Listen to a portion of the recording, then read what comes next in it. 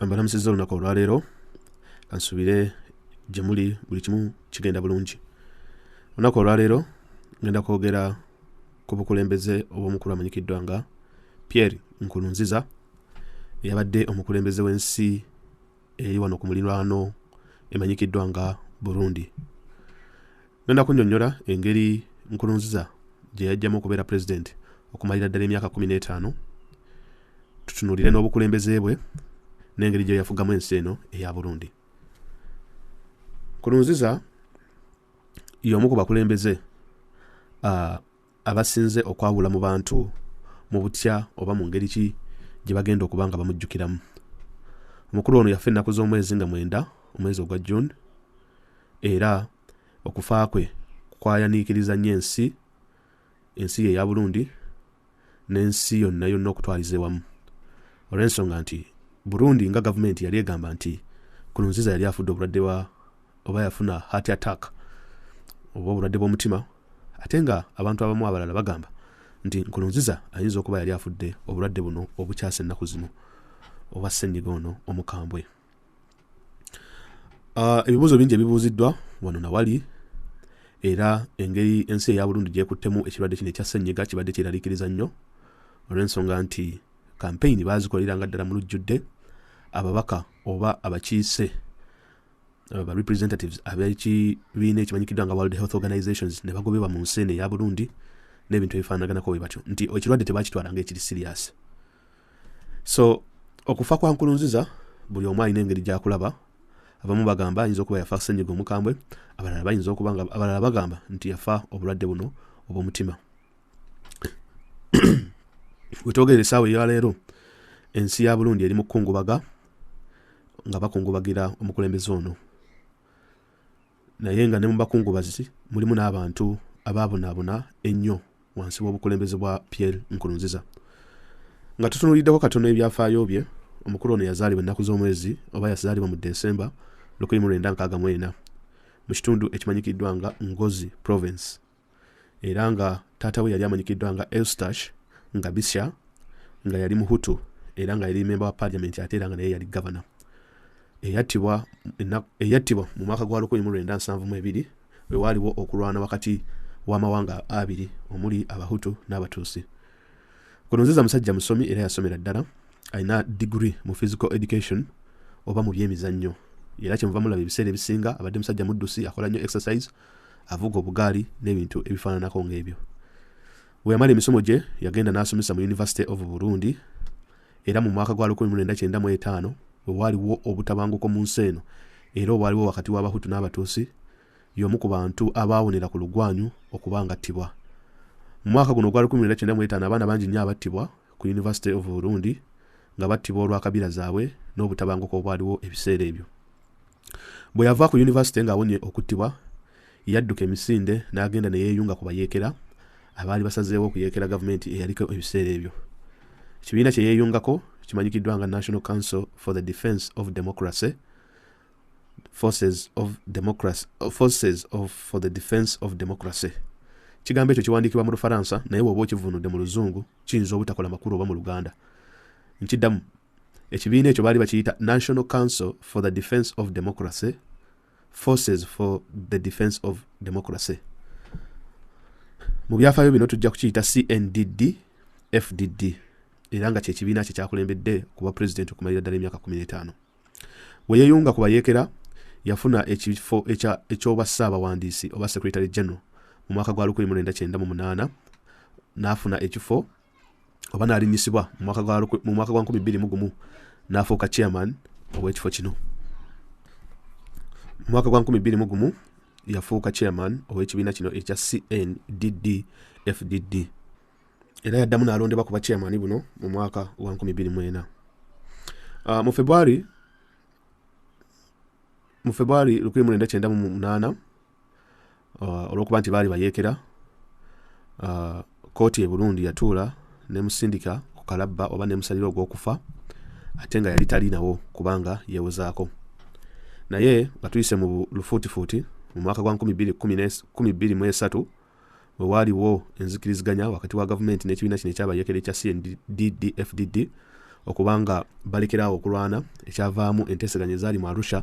ezamanyikibwa nga Arusha Accords. Bakkiriziganya okussa wansi ebyokulwanyisa era ne bagamba nti ekibiina kino oba ekibinja kino ekyabayekera kifuuke political party. Era mu mwaka gwa 2024 ne bakifuula political party. 2025 ne kiwangula ababaka abaali basinga okuba abangi mu parliament y'e Burundi. Awo Nkurunziza waava n'afuna oba president obwasooka. Olw'ensonga nti engeri gyali chairman w'ekibiina ate ekibiina nga kyekyali kisinzizza ababaka ba parliament, kitegeeza nti ekibiina kyamulonda n'afuuka president wa Burundi mu August 2025. Olutalo luno nga lwakaggwa abantu bangi nnyo abaafa mu nsi ya Burundi. Abantu emitwalo almost 3. Ebintu ebisinga bino muyinza okuba nga temubiwulirangako oba nga temubimanyi. Naye bibeera very interesting ku muntu abadde following ensi eno oba agenda n'agisomako. So olutalo luno lwonna olwaliwo okumala emyaka 13 lwafiiramu abantu emitwalo 3 bweddu. Era ebikolobero bingi nnyo ebyaddizibwa eri side eya gavumenti ne side eya Nkurunziza n'ekibiina kye ekya CNDD-FDD. Obukulembeze bwa Nkurunziza nga amaze okutwala entebe mu mwaka wa 2025 bwatandika bulungi. Era musajja yasuubiza ebintu ebingi eri abarundi. Ku bimu ku byaleeta okusoma okweberere abamu ku kimumanyi nga UPE oba free primary education, n'ateekawo free maternity care oba okulabirira abakyala abali embuto nga gavumenti yebalabirira n'ebintu ebiriwo ebityo. Era ebintu bino ebisinga byali popular nnyo oba abantu babyagala nnyo. Gye yagenda maaso eyo mu mwaka gwa 2029 n'ajjawo akalabba oba okuttibwa kw'abantu kye tuyita death penalty. Ebintu ebyamufuula okuba nti nno muganzi nnyo eri ensi z'ewabweru ne mu region okulaba nti yali atandise bulungi okuba nga azza ensi eyali emaze almost emyaka 13 ng'erwana. Era n'afuba okulaba nti n'abalansinga nnyo mu gavumenti ye okuteekamu amawanga gonna agakola ensi ya Burundi nga mwe muli Abahutu n'Abatuusi n'Abatwa. Naye era ng'abakulembeze b'Afrika abasinga wabeerawo ne kye tuyita ka honeymoon period. Akabeerawo okuba nti nno balaga kiki kye basobola okukolera abantu baabwe n'okufuna obuganzi eri abantu baabwe. Naye kasita bajjawo okuba nti nno bawakanya obukulembeze bwabwe, then ate nga beekyusa mu ngeri emu oba endala. Nkurunziza naye teyalina njawulo ku bakulembeze ng'abo. Era bino byatandikirawo akaseera kaayitawo katono, n'atandika okuba nti nno akozesa eryanyi lye okulaba nti alwanyisa oba akuba opposition abamawulire nga babakuba, ng'akozesa ekibiina eky'abavubuka abamanyikiddwa Imbonerakure Abamerishia okubanga bakuba abantu abarundi ne babakuba naddala aba opposition. Era nga bimubiraba ebigenda mu maaso mu nsi nga Uganda n'ebifo ebirala. So yatandika okubalinyirira eddembe lyabwe ery'okwogera oba freedom of speech, obuli bw'enguzi ne buyitirira n'ebintu ebifaananako ebityo. Ekisanja kye ekyasooka bwe kyaggwako mu mwaka gwa 2010 yaddamu n'alondebwa ku bukulembeze mu mwaka gwa 2010 July. Era abantu bangi nnyo abaamulonda mu kalulu ako. Naye kisinga okwewuunyisa mu kalulu kano aka 2010 abantu abaamulonda kumpi ensi yonna yamulonda olw'ensonga nti abantu abaali bavuganya oba abaali bamuvuganya ebiseera ebyo opposition baasalawo obutenyigira mu kalulu ako olw'ensonga nti yali yeekyusizza ng'avudde ku mulamwa ng'anyigiriza abantu obuli bw'enguzi nga buyitiridde n'okuttibwa kw'abantu nga kuyitiridde naddala abawakanya gavumenti mu ngeri omu oba endala. Kino kyaddirira bannabyabufuzi bano abali ku ludda oluvuganya akalulu baakavaamu aka 2000 olw'ensonga nti oba baakaboyikotinga olw'ensonga nti waliwo okubba kw'obululu okwali okwekyere oba okwali kweyolese mu kalulu aka local council elections nga gwe koonoyita aka LC mu Uganda. Kati kyali bwe kiti nti Burundi engeri gyerondamu esooka neronda LC era nga bwekiraba mu Uganda, then ne bagenda ne balonda ba members of parliament, then ne balonda president. Kati mu kalulu ka LC kye baakola ekibiina kya Nkurunziza ekimanyikiddwa nga CNDD-FDD kyagenda ne kibba obululu okufaako obufi nti obululu bwe baabala bwali busukka mu obwo obwali bubaweereddwa oba obwali registered ku makya kinga nga bwe munaakwata obululu nti tugenze ku polling station ku makya tuwaddeyo obululu. Polling station eno erina abalonzi 50 era obululu buli 50, naye bugenda okuwunzika olw'eggulo nga babaza obululu 8 oba obululu 10 kyokka nga abalonzi bali 5. Ate era nga n'abantu kwegamba ennamba y'obululu neeba nga eyiseemu ate n'ennamba y'abalonzi neeba nga ekola ki nga ntono nnyo ku nnamba y'obululu obwali bubaliddwa oba obwali bukozeseddwa olunaku olwo. So okubbibwa kuno ne kunyiza nnyo abopposition we baava ne baforminga omukago ogwali kumanyikiddwa nga Alliance of Democratic for Change. Ebigambo bino ebisinga bibeera mu Lufaransa naye oba obiziza mu Luzungu binganga ebitakola sense naye nga biba bigezaako okwoleka okulaga nti engeri gy'oba kivunudde. So ekibiina kino kye baakola kye baali bayita ADC gwali mukago ogwakuŋŋaanya abantu ba opposition bonna 12 ne basalawo ne bagamba mu mwezi gwa June ogwo baali bagenda okulonderawo ne bagamba nti tebagenda kwenyigira mu kalulu akaali kagenda okubeerawo mu mwaka gwa 2010 ennaku z'omwezi nga 28 era ne bagamba nti Nkurunziza ye waba ayagala akalulu ke akebereremu naye ffe tugenda kabiramu olw'ebintu byali akoze kunyigiriza abantu n'okubba obululu. Nkurunziza waawulira bino ku kimu kye yasooka okukola n'agamba nti omuntu yenna avaayo n'agaana okwenyigira mu kalulu oba n'aboycottinga kitegeeza abakikoze illegally nti kiba kigenda kubeera illegal. Era wakideclaringa nti kigenda kubeera illegal n'agamba nti bajja kukwatibwa basibibwe n'ebintu ebifaananawo ebityo. Naye mu mbeera eyo n'agaana aba opposition okubaako ne meeting zonna ze bakola era bangi nnyo baakwatibwa mu kalulu kwa 2010 nti effujjo lyali lingi eryakolebwa ennyo abantu abali mu gavumenti oba n'ekibiina ekyo ekimanyikiddwa nga CNDD-FDD. Nga wabula ennaku 2 batuuke mu kalulu oba ennaku 2 nga zisigaddeyo bagende balonde.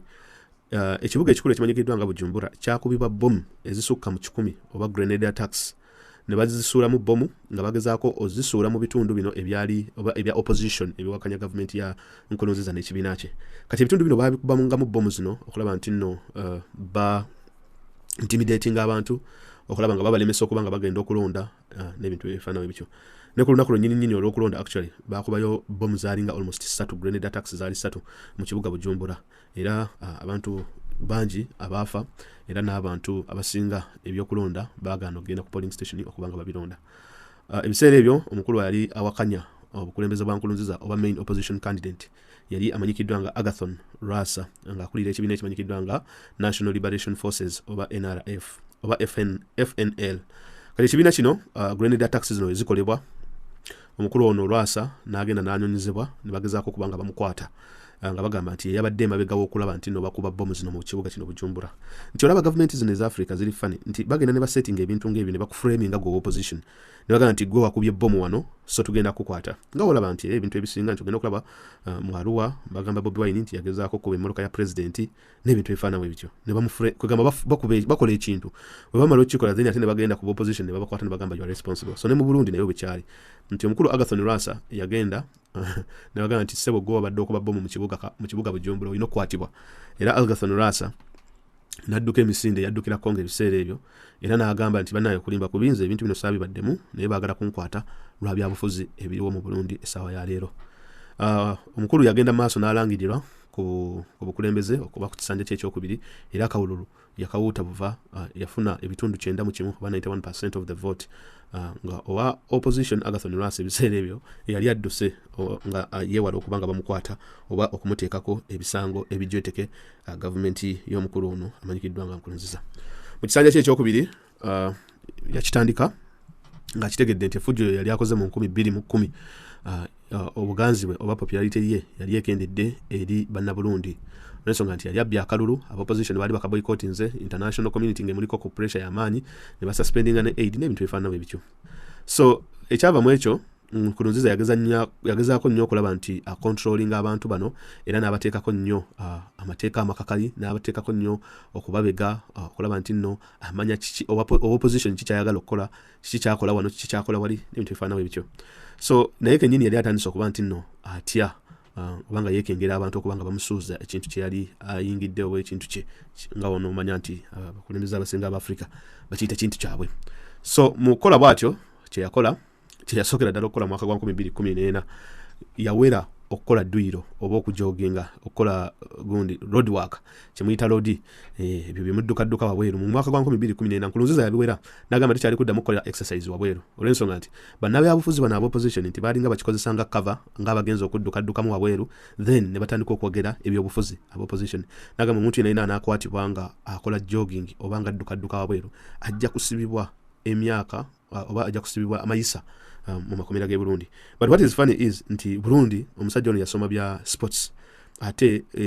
physical education gwe yasoma ayagala nnyo sports, akuba omupiira, ajoginga, avuga obugaali, ate nekirala pastor. Kakati wavaayo ate na kyali fano olw'ensonga nti yavaayo ate na blocking oba n'agaana abantu okuba nga bajoginga, ate nga ye muntu omu advocating abantu okulivinga health n'okuba nga baddukadduka n'okukola dduyiro. Kale yoyo omukulembeze wa Burundi amanyikiddwa nga Pierre Nkurunziza. Naye kimu ku kyasinga okuba ekintu ekyali highlight mu mwaka gwa 10 oba mu kisanja ky'ekyokubiri kino, kyekyokuba nti yatandikirawo okulaba nti anyoonye ekisanja ekyokusatu. Kitegeera, anyoonye ekisanja ekyokusatu. Constitution ya Burundi yali egamba nti omukulembeze talina kusukka bisanja bibiri, alina okufuka ebisanja bibiri byokka. Ekisanja talina kubanga asukka. Weranga olaba Uganda etwali tulina ekya age limit nti omukulembeze alina okukoma ku myaka 75 bw'ogiwoza toddamu kwesimbawo. Era naffe twalinawo ebisanja nti omukulembeze alina okufuga ebisanja bibiri, byali bibiri, then omala ebisanja bibiri ng'olina okuwa omuntu omulala atekinge over. Kati ffe ne tujjawo ekkomo ku bisanja, then ne tujjawo n'ekkomo ku myaka. Kati ne Burundi wekyali Nkurunziza wamanya nti nno ebisanja bye biweddeko ebibiri ebyamuweebwa okuva mu mwaka gwa 2015 mpaka mu mwaka gwa 2015. Kati yamanya nti mu 2015 yali alina okugenda, naga nti kakati mba nina okweyongezaayo ekisanja ekirala. So kye yakola n'akwata ku constitution.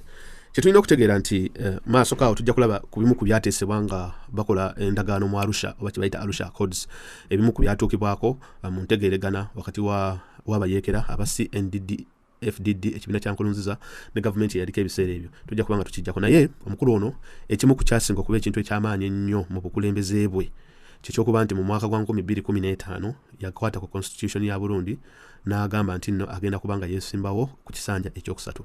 Kino abantu bwe bakiwulira baava mu mbeera ne batandika okuba nga beekalakaasa mu kibuga Bujumbura.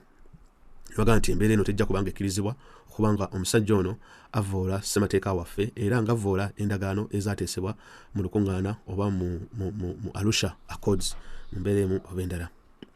Abantu abasinga bagamba nti okulangirira kwa Nkurunziza okugezaako okweyongezaayo ekisanja ekyokusatu kyali kigenda kwonoona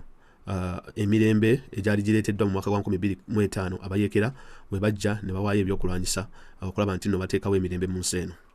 Era ebintu bino byali byatuukibwako mu Arusha Accord ne bagamba nti buli mukulembeze ajja kufuganga ebisanja bibiri, era ebisanja bibiri we biggwako todda omulala ng'ajja ng'akwatamu.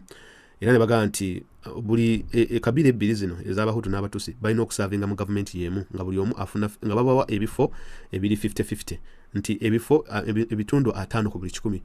buli tribe oba buli ggwanga lirina okuba nga liri represented, bye byali mu Arusha. Kati Nkurunziza okuvaayo n'amenya endagaano ezo kitegeeza nti kyali kireese kyaleeta obutabanguko obw'amaanyi era ne kireeta okuba nti nno emirembe gyali giri and mu mwaka gwa 2015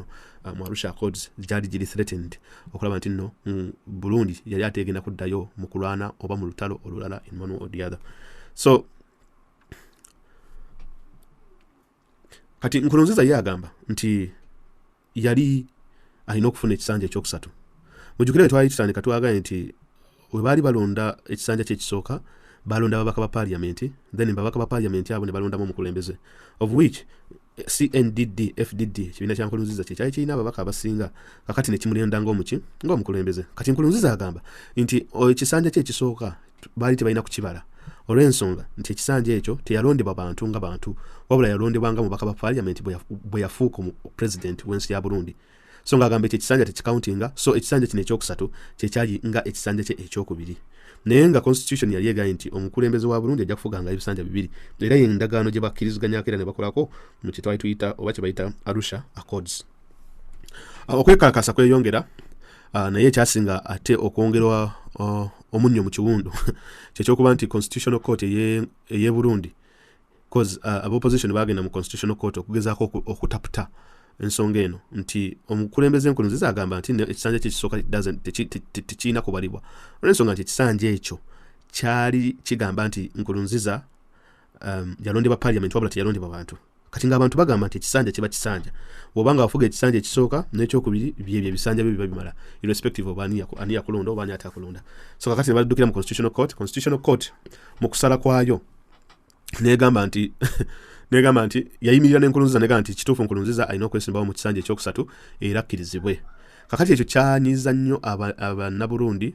ne bwengera okwegugunga, naye kyasinga okusanyusa oba ekyasinga okusesa abantu mu nsala eno eya kooti kyekyokuba nti vice president wa constitutional court nga wonolaba nti waliyo president wa constitutional court naye vice we amuddirira amanyikiddwa nga Silvere Nimpagarise yadduka mu nsi ya Burundi ebiseera ebyo nadduka emisinde kozi abalamuzi ekyasinga okusesa mu nsala eno kyekyokuba nti ate vice president wa constitutional court ya Burundi amanyikiddwa nga Silvere Nimpagarise yavaayo n'agamba nti yadduka mu nsi n'agenda mu exile oba muwanganguse n'agamba nti okulimba kubi abalamuzi bonna omusanvu abavaayo ne bawagira ensala ya oba ne bawagira ekisanja ekyokusatu ekya Nkurunziza bonna baali babatadde wansi wa pressure oba baali under pressure kyekisooka ekyokubiri baali batiisiddwa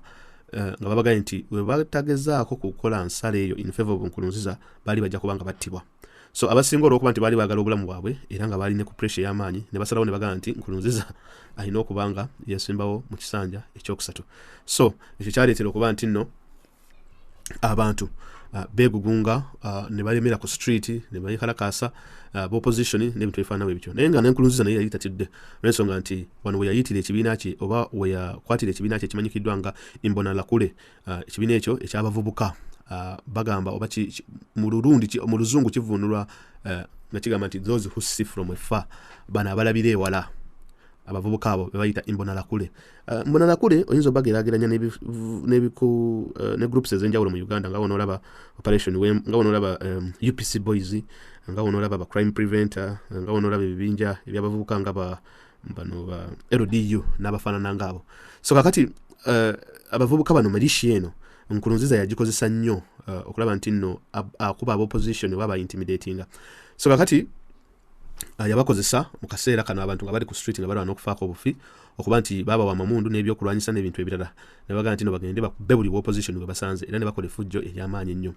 Mukamu katambi akafulumizibwa ekibiina kya United Nations Human Rights Commission oba ekikwasagana ku ddembe ly'obuntu akaalaga abavubuka bano aba Imbonerakure nga bagamba nti nno bajja kukwata oba bajja kurepinga oba bajja kukozesa ekiriisa maanyi oba n'okutemula abantu aba opposition bonna abali mu Burundi bakwate bakazi baabwe nabo bonna batemule bebavubuka abo aba Imbonerakure bamanyikiddwa bulungi nnyo mu nsi eya Burundi nti bo kye bakola tebakwatibwako ne babazizza omusango tebalina kye bakolebwako ebintu ebifaanana ebyo. Tujja genda okulaba ebintu bino ebisinga byonna biri common mu African countries nti buli African country ezisinga zonna zirina militia forces zaazo zirina forces zino nti oba n'amagye ne poliisi naye obaayo ne militia si bamagye si bapoliisi bali awo bavubuka abali willing okukola buli kyoba obalagidde. So abavubuka bano mu Burundi bamanyikiddwa nga aba Imbonerakure. Nkurunziza yabakozesa nnyo mu mwaka gwa 2015 ne gye tujja okulaba maaso eyo okulaba nga ayongera okunyweza obukulembeze bwe n'okwongera okuba nti nno akigomya abantu ab'e Burundi. Embeera we yasajjuka mu mwaka guno gwa 2025 mujjukire mbaganye nti guno omwaka gwe gumu ku highlights ez'obukulembeze bwa Nkurunziza olw'ensonga nti ennaku z'omwezi nga 13 May 2015 omu ku bajjeno ayali mu magye ga Burundi amanyikiddwa nga Godfroid Niyombare yavaayo n'awamba gavumenti n'alangirira nti nno gavumenti ya Burundi agisudde oba omukulembeze amuwambye. Godfroid ono yagamba nti Nkurunziza okuvaayo n'agezaako okuteekawo oba n'agezaako okukwata ku constitution ne yeeyongera ekisanja ekyokusatu kyali unconstitutional era kyali kimenya amateeka n'agamba nti era mu kaseera mpaawo kaaga agenda kuteekawo gavumenti empya eya transitional government okulaba nga bagenda mu maaso n'okuba nti nno ensi etambula. We yayogerera bino yagera nga Nkurunziza agenze mu kibuga ekya Dar es Salaam eky'e Tanzania we baali mu lukuŋŋaana n'abakulembeze abalala aba East Africa okulaba nga batunula mu nsonga za Burundi okuba nga banyonya engeri gye bazigonjoola. So Nkurunziza waabuulira bino nti bamuwambye ne bamugana n'okudda mu nsi ye naye ebimu ku byali bikwata ku General Godfroid ono yali awambye mukama we. Godfroid ebiseera mu mwaka ogwo gwa 2015 yali yagobebwa mukulu Nkurunziza. Ekyasinga omugobya kyekyokuba nti yamuwandiikira ebbaluwa personal letter oba personal note ng'amukubiriza oba ng'amuadvising okuba nga teyeesimbawo ku kisanja kyakusatu olw'ensonga nti kyali kijja kutootogamya embeera y'ensi ya Burundi eno. So ekyo Nkurunziza we yafuna obubaka obwo ye n'akitwala bubi n'agamba ono omusajja nina omugoba. So n'amugoba kati Godfroid yagenda Nkurunziza ali Dar es Salaam n'amuwamba. Mu kumuwamba basadako ekisaawe kimanyikiddwa nga Bujumbura Airport era Nkurunziza we yagezaako okukwata ennyonyi akomewo mu nsi ye ekisaawe bali bamaze kisalako ne bamugamba nti kwata ennyonyi oddeyo e Tanzania era bwe yagiwesa n'agizaayo e Tanzania n'asimba amakanda mu kaseera ako nga n'abawambi nabo bwe bagezaako okubanga bakola gavumenti empya naye mu kuyita mu bufunze bagezaako balwana mukulu Godfrey n'amajege n'Enkulunziza amagye agaali gakyamukirizamu ne poliisi n'abavubuka bano ba Imbonerakure balwana okufaako obufi okakkananga baku leaders oba mukulu Niyombare ne banne nga babawangudde kakkana nga bakwatiddwa mu kabuvungano ako kamala almost ennaku 2 era kakkana abantu 9 baali batiddwa n'abalala 10 baali bafulumya ensi ya Burundi ne bagenda mu nsi ezirinaanyiddewo nga Congo, Tanzania ne Rwanda. Nkurunziza n'addamu ne yeenywereza mu ntebe ye n'akomawo n'akkirizibwa n'akomawo mu nsi ye ng'amajege gamaze okutekinga control. Ennaku z'omwezi nga 10 June mu mwaka gwa 2015 ebibiina ebyanjawulo eby'opposition byavaayo ne bigaa nti bannaaye okulimba kubi omwaka guno gubaddemu ebintu bingi okulinyirira eddembe ly'obuntu mubaddemu ku n'ebintu ebifaanawo ebityo okuteekebwayo kw'akalulu afazaali kwandiyongezeddwayo kyo kiba tekikoleddwa then ife akalulu tetujja keetabamu omulundi ogwokubiri kitegeera nga bagamba nti violence yali amaanyi nnyo okwekalakasa kw'amaanyi okwali kulaga nti abantu tebaali bamativu n'obukulembeze era n'ekyokuba nti Nkurunziza yali agenda kweyongezaayo ekisanja ekyokusatu. We bakikola abakulembeze bonna ab'opposition ne bejjamu mu kalulu ekyo tekyagaana Nkurunziza n'agamba nti nakalulu kalina okugenda mu maaso era n'amakinga sure nti abantu bano bonna abaava mu kalulu ab'opposition abateeka ku ballot. Era mu mwaka gwa 2015 nga 24 July Electoral Commission ye Burundi yavaayo n'erangirira omukulu Nkurunziza egamba nti Nkurunziza awangudde akalulu n'ebitundutundu 6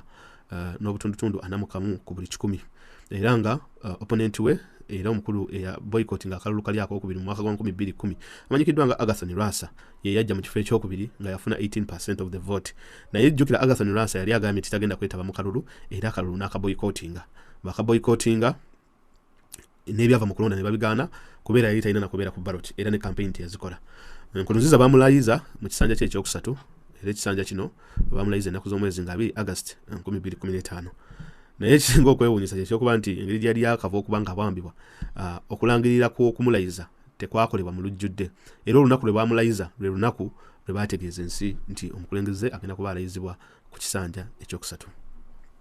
We yali ayogera ku mukolo guno ogw'okumulayiza Nkurunziza yagamba nti nno buno bubadde buwanguzi bwa bannabulundi bonna newankubadde nti ab'opposition baali tebeetabyemu so yagamba nti this has been a victory for all Burundians era awo yava n'alonda gavumenti empya ennaku z'omwezi nga 25 August 2015 n'addira abantu bonna baamuyambako kubanga balwanyisa abayeekera abaali baagala okumujja omugaati mu kamwa bonna n'abawa ebifo ebyenjawulo mu ministries n'ebitongole ebyenjawulo mu gavumenti. Kyasinga okwonoona ekifaananyi ky'ensi ya Burundi kyekyokuba nti ensi ez'enjawulo mu Africa ensi ez'enjawulo mu Africa ne international organizations ne governments ensi nga Bungereza, European Union, America n'endala zaabayo ne zigamba nti amazima gali nti akalulu k'e Burundi tekaali number 1 free and fair era tekaali kalulu akaali credible nti kaali tekamiitinze standards za bululu minimum standards ez'akalulu okubanga kabeera free, fair and credible. So ne bagamba akalulu tebakarecognizinga era ekyo kyateeka Nkurunziza mu bitabo ebibi eby'ensi zino ezimu n'ebitongole ebimu ebitera okuwa ensi eno obuyambi. Mu kisanja kye ekyokusatu yagenda mu maaso olw'ensonga nti yali amaze okufuna ebintu nga okumuyeekera okufuna ebintu nga n'ebintu ebifaanana bye bityo. So mu kisanja ekyokusatu kino kye yasinga okukola kyekyokuba nti yayongera okunyigiriza opposition n'agiteekako eriisa ejjoje ennyo abamawulire nga takkiriza namawulire gonna kubanga gabaako nekigoogera oba ne gabaako nekigafulumya biseera ebisinga ne internet nga bagisalako social media nga abantu tebagifuna n'ebintu ebifaanawo ebityo. Abantu ab'opposition ne bayitirirwa okuba nga battibwa left, right and center. Political killings zaali mpitirivu nnyo nga bantu betta wano ne batta ne bwali kwegamba nga okufa kungi abantu ne badduka e Burundi ne bagenda mu nsi ez'enjawulo. Mu kisanja kye ekyokusatu ekimu ku kisinga okusesa teyakomaawo n'atandika okulaba n'agamba nti kati okay biri ebisanja ebisatu tebigenda kummala n'agamba kati nkoze ntya okubanga neeyongerayo okubanga nfuga Burundi. Mujjukire twabadde tutandika twagaye nti Burundi yalina constitution ng'egamba omukulembeze alina ofuga ebisanja 2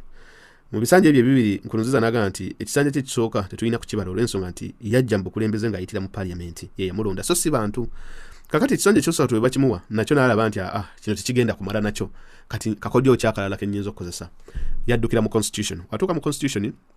ne bayisa etteeka nga ligenda kumukkiriza okuba ng'abeera president paka mu mwaka gwa 2034 kino yakikola atya baakola enkyukakyuka mu constitution ya Burundi ne bagamba nti nno president aliko essaawa ya leero akkirizibwa okuba nti nno alondebwa ebisanja ebirala 2 ate mu bisanja bino bagenda kubyongezaayo okuva ku myaka 5 bigende ku myaka 7 kyenva mulaba nti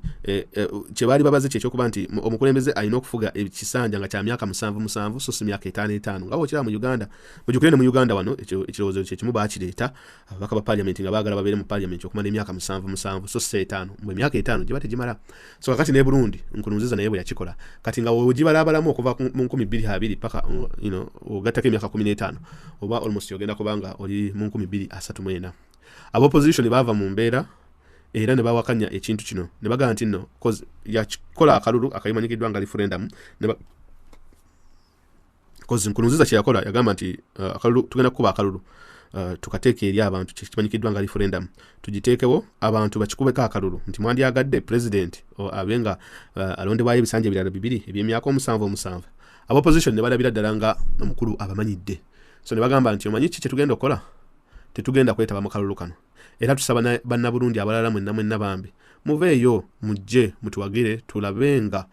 embeera eno tebeerawo akalulu kano tukaboycottinge olw'ensonga nti Nkurunziza yali agezaako kwefuulira kati total dictator awedde nti ayagalira ddala kufuga nsi eno paka lwalifa era aba opposition ne bakunga abantu ne babagamba nti no tebeetaba mu kalulu kano mu December mu mwaka wa 2017 Nkurunziza yavaayo n'agamba nti tageza n'alaba omuntu yenna campaigninga against his proposals ez'okwenyongezayo emyaka 5 nti buli muntu yenna yali alina okuwagira ebirowoozo byebyo oba referendum eyo eyokuba nti no bakkiriza president yeyongezayo emyaka 7 era n'agamba omuntu yenna anaakakwatibwa ng'agezaako kugamba abantu nti tebalonda mu kalulu kano ajja kusibibwa mayisa obulamu bwe bwonna era n'agamba nti omuntu yenna anakwatibwa ajja kusibibwa n'omulala yenna anakwatibwa ajja kukubibwa mu mbeera emu obendala okakanala akalulu kayita ng'abantu 7 ku buli 100 be bakkiriza nti president Nkurunziza yeyongereyo ebisanja 2 eby'emyaka 7 ekisinga okwewunyisa ekyo wamala okukikola omusajja ono yali tagwako byewunyisa era yali asesa ebintu bye engeri gyakolamu ebintu bye enfuga ye yali eri very kind of tetegerekeka katugambe kikigambo kyenyinza okukozesa so kye yakola mu mwaka ogwo n'avaayo n'agamba nti mumanyi newankubadde mpisizza nti nno ngenda kufubafuga paka 2034 sigenda kwesimbawo mu kalulu ka 2020 bwatyo bwe yabagamba naga sigenda kwesimbawo mu 2020 sigenda kubeera mu kalulu era ngenda kulaka Burundi ebenga yeerondera omukulembeze waayo anaabatwala oba anaabafuga nga nzimaze okuba nti nno ndekulira ekisinga okusesa kyekyokuba nti bwe yali alekulira era Abarundi teyabalekereraawo yavaayo n'agamba nti no bannange naye nga ngenda nina omukulu bamuyita Everest ndiyishimiye ye mukulu gwendeseewo mu ngatto zange gwe muba mulonda yajja okutwala legase yange maaso era gwe yawandako eddusu omukulu Everest ndiyishimiye omukulu oyo Everest omukulu Nkurunziza mukwano gwe nnyo gwe yawandako eddusu kakati era mu butagenderaawo yawa ebintu ebyenjawulo n'agamba nti n'aleeta etteeka baleeta etteeka eppya ekibiina kye kya CNDD-FDD kyaleeta etteeka mu parliament ne bagamba nti omukulembeze nga Nkurunziza wabanga alekulidde obanga abivuddemu ng'amaze ebyokukulembera ensi tulina okukwata ku ssente z'ensi eno tumuzimbire ennyumba mu myaka 5 era ajja kwenyonyeza ekifo wayagala enju eyo ezimbibwe gavumenti egula ettaka emuzimbire n'enju ku ttaka eryo oba mu kifo ekyo ky'abalonze nga bwe banagamba nti engeri gy'obadde president omulungi tugenda kuwa ekifo oba wenyonyeza ekifo ky'oyagala wonna wonna mu Uganda oba Muyenga oba Nakasero oba wa then gavumenti egenda kuzimbira ennyumba mu kifo ekyo kati n'Enkurunziza naye bwe kyali nti lyetteeka eppya lye yaleeta nabaga nti bagenda muzimbira luxury villa nga bakozesa ssente z'omuwi w'omusolo w'e Burundi okulaba nti nno bamusiibula tebakoma ku ekyo ne baba nga bagenda kumuwa essente $53 muze Burundi ebeera biliyoni 1 gye baali bagenda okumuwa entandikwa agende atandika obulamu bwe era ku ezo ssente nga bajja kumuweerako n'akasente akalala aka buli mwezi si kyekyo kyokka naye baali bagenda nakumuwa title oba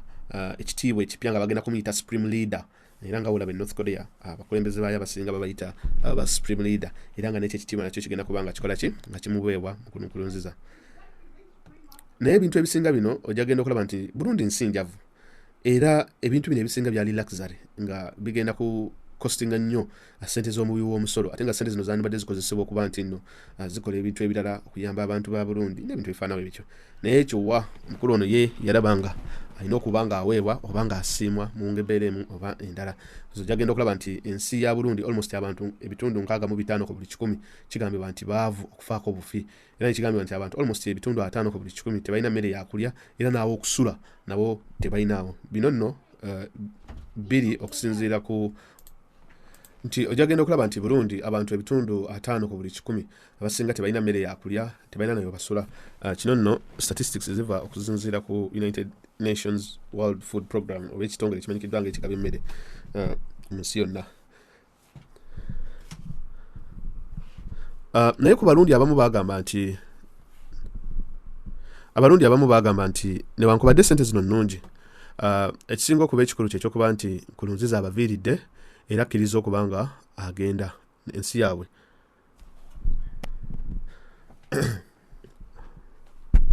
nti abantu abasinga bagamba nti newankubadde sente zino zaali nnyingi naye kyali kisinga okuba ekikulu kyekyokuba nti at least Nkurunziza yali akkiriza okuba nga abaviira era ng'ensi yaabwe gibalekera kale ne bagamba nti kale newankubadde nti sente zaali zigenda okumuweebwa zaali nnyingi naye ekikulu kyekyokuba nti nno yali agenda kuva mu nsi abaleke babe nga bafuna omukulembeze omupya kakati ng'amaze okulonda omusikaawe Evariste Ndiyishimiye jjukira nti ebitongole ebyonsi yonna ensi ez'enjawulo zaali zimaze okuteeka envumbo ku Nkurunziza olw'ebikolobero bye ebyokulinnyira eddembe by'obuntu n'ebintu ebifaanawo ebityo era ne bagamba nti ne ssente ez'okuba nti nno akola akalulu baali tebagenda kuba nti nno bazimuwa ebitongole ebyenjawulo era Nkurunziza we yawulira kino n'agamba Abarundi bonna kati essaawa mwenna mutandike okufuna ssente mutandike okontributinga ssente eri akalulu kano akalulu aka 2020 ebimu ku bye yakola yabagamba nti bateekeddwa okuba nti baleeta ssente zino baziwe gavumenti ebe ng'etegeka akalulu era yakozesa nnyo ekibiina kiri ekyabavubuka kinnabagambye ekimanyikiddwa nga Imbonerakure okulaba nti nno abantu basonda ssente ekibiina ekimanyikiddwa nga Human Rights Watch kyavaayo nekikola report nekigamba nti abavubuka bano baakakanga abantu okuba nga bawaayo ssente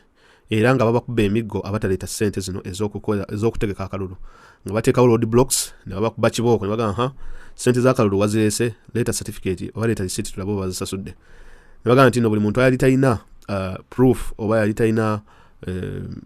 proof eraga nti ddala basasudde ssente z'okutegeka akalulu nga babamu ebintu ebyenjawulo for example nga toyinza genda ku luzzi n'okima mazzi oba ku bowaholo nga abavubuka bano aba Imbonerakure nga bakulemesa okuba nti nno ofuna services ezifaanaganawo zityo era nekigambibwa nti baakubanga nnyo abantu bano emiggo ne batuuka n'okuba nti nno abamu babajjako n'amataka abamu ne baba rapinga abalala ne babatta n'ebintu ebifaanawo ebityo kale abavubuka bano baali babi nnyo naye nga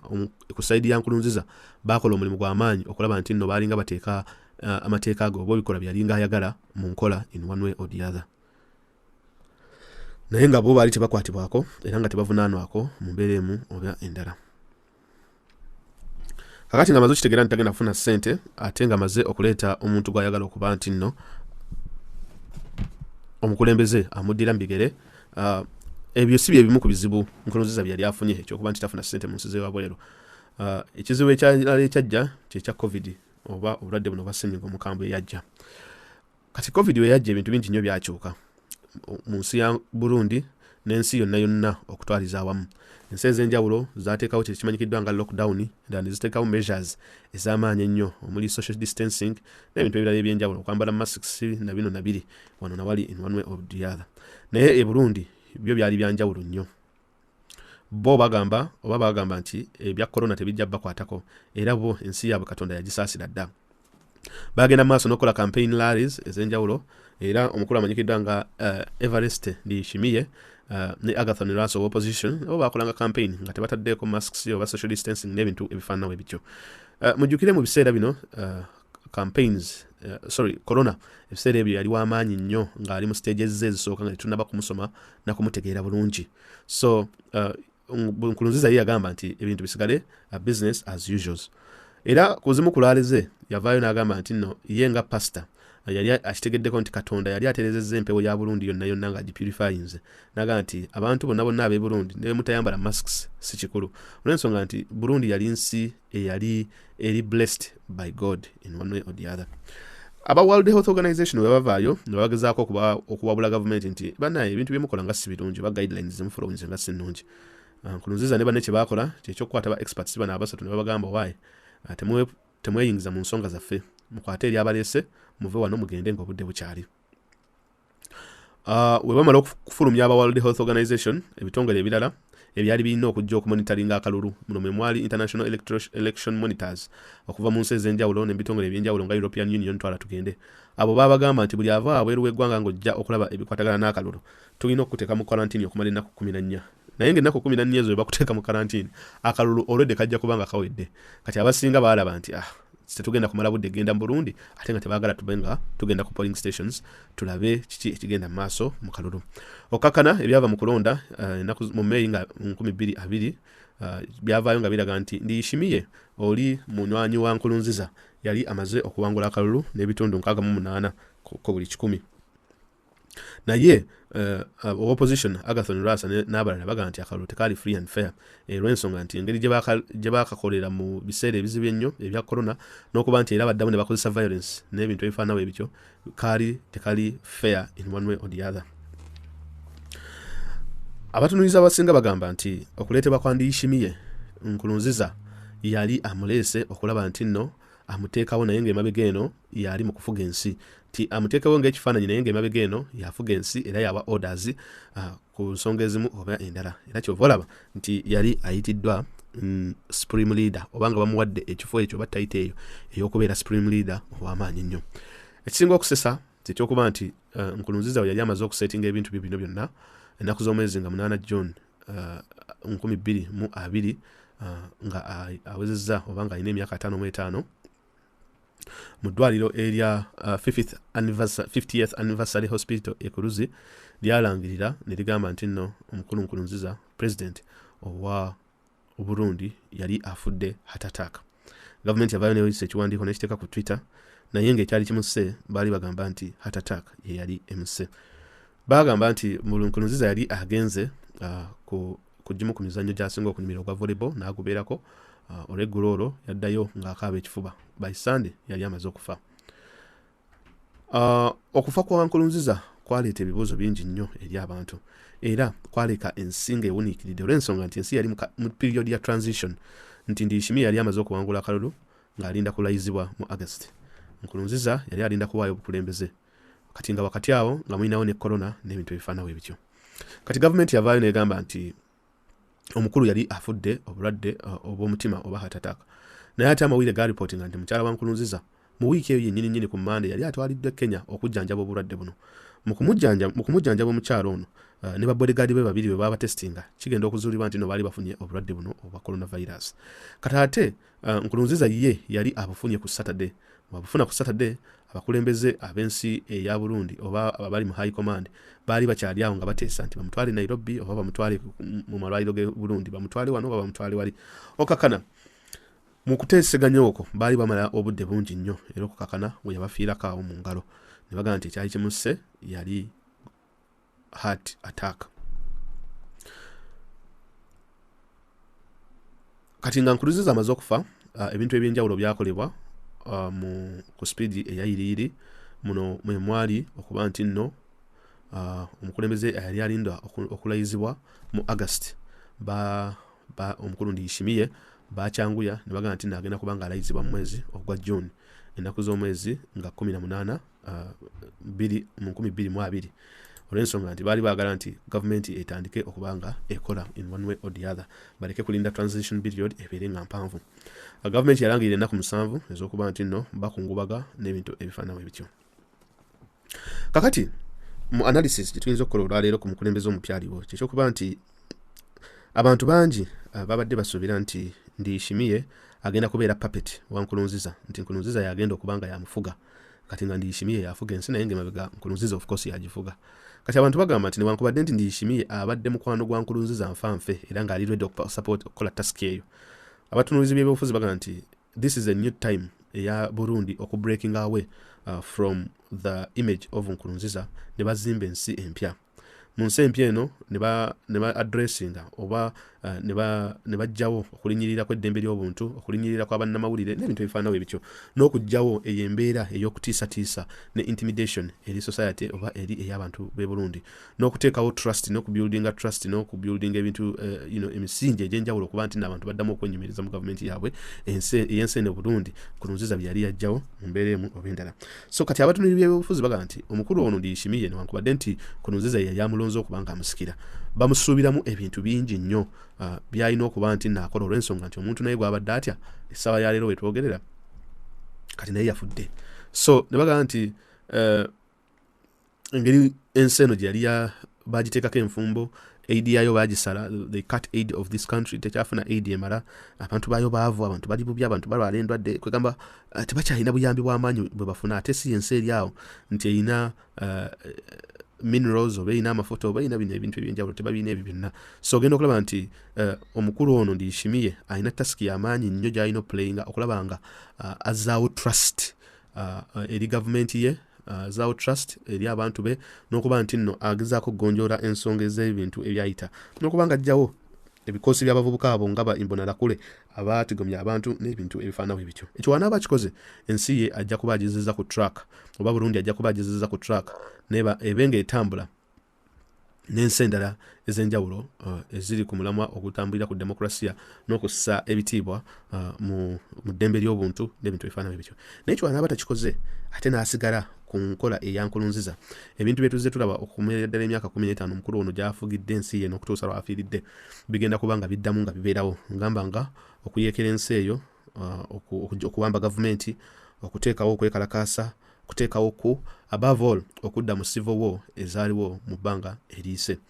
So awo we tukomye for now ku bya Nkurunziza oba n'okufa kwe. Tujja kujja nga tusoma ku bantu oba bakulembeze abalala ab'enjawulo mu Africa ne mu nsi endala ez'enjawulo n'ebintu ebirala ebinaaba bikoze amawulire mu wiiki oba ebintu ebiri popular bye twandyagadde okuba nga tunnyonnyola wano na wali. Mwebale nnyo, mwebalire ddala okuba nga mumpuliriza.